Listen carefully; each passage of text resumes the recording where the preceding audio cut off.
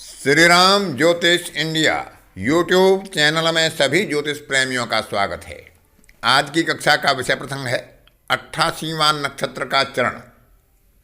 वह कितना शुभ होता है या कितना अशुभ होता है, उसके ऊपर विचार करेंगे। प्रश्न मार्ग नामक ज्योतिष ग्रंथ में इसको मेलापक के लिए बड़ा अशुभ बताया गया है कि मेलापक करते समय जब विवाह के लिए मेलापक करते हैं तो 88वें नक्षत्र के चरण के जीवन साथी से बचना चाहिए। लेकिन इसका अन्य क्षेत्रों में भी प्रभाव पाया जाता है और उस पर भी शोधकारों ने इसके ऊपर विचार किया है। वहाँ से भी इसकी शुभता और अशुभता का निर्णय जातक के जीवन में घटनाओं को प्रदर्शित करने के लिए किया जा सकता है। यह एक शोध का विषय है। सभी ज्योतिष प्रेमी जो शोध में रुचि रखते हैं वे इस पर शोध कर सकते हैं। उनके पास जो जन्म पत्रिका होंगी उनकी घटनाओं पर इसका शोध कर सकते हैं और अपना विवेचन या अपने दृष्टिकोण या अपने मत प्रकट कर सकते हैं, ताकि इस पर आगे भी अच्छे से विचार किया जा सके। तो सामान्य रूप से इसको निकालते कैसे हैं, जानते कैसे हैं और इसका प्रभाव क्या होता है, उस पर विचार करते हैं। जन्मकालीन चंद्रमा के नक्षत्र चरण से 88वां नक्षत्र चरण होता है, उसको विवाह के लिए मेलापक के लिए अशुभ माना गया है।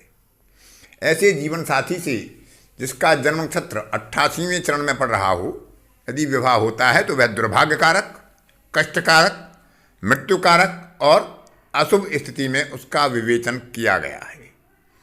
तो इससे मेलापक के समय में बचाव करना ही उचित रहता है। भले ही कितने ही अच्छे गुण मेलापक हो रहे हों, अष्टकूट गुण मेलापक बहुत अच्छे हो रहे हों, राशि मैत्री हो, नवांश मैत्री हो, सब कुछ अच्छा होने के बाद भी यदि 88वें चरण में जीवन साथी का या जीवन संगनी का नक्षत्र चरण पड़ रहा है तो उसको बचाव करना चाहिए, उसको त्याग देना ही उचित होता है। ऐसा प्राचीन ज्योतिषकारों का मत है और व्यवहार में ऐसा पाया भी जाता है।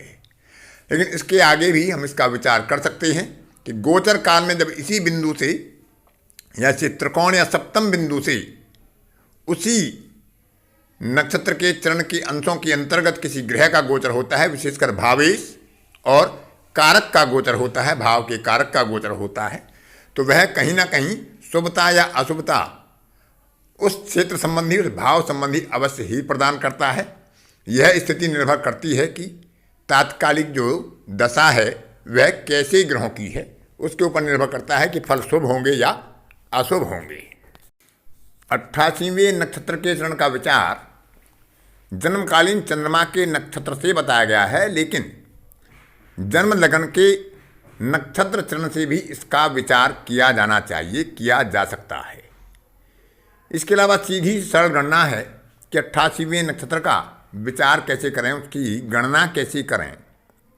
तो जो हमारा जन्मकालीन चंद्रमा है किस राशि में है, कितने अंश कला पर है, उसमें 9 राशि और 20 अंश जोड़ने पर जो हमें भाव स्पष्ट या राशि स्पष्ट प्राप्त होता है वह किस चरण में पड़ता है, किस नक्षत्र के कौन से चरण में पड़ता है, वह पूरा नक्षत्र नहीं, केवल वह चरण मात्र ही अशुभ माना गया है।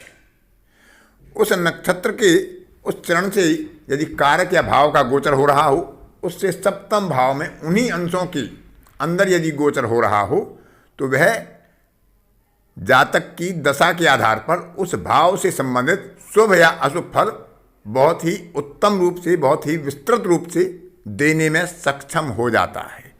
तो गोचर काल में विशेषकर कारक और भावेश और शनि, गुरु, राहु और केतु का अवश्य ही विचार उस समय किया जाना चाहिए जब कोई घटना घटित हो रही हो।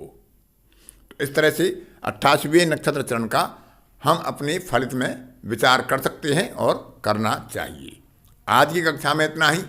अगली कक्षा में फिर किसी नए विषय पर आपसे मुलाकात होगी।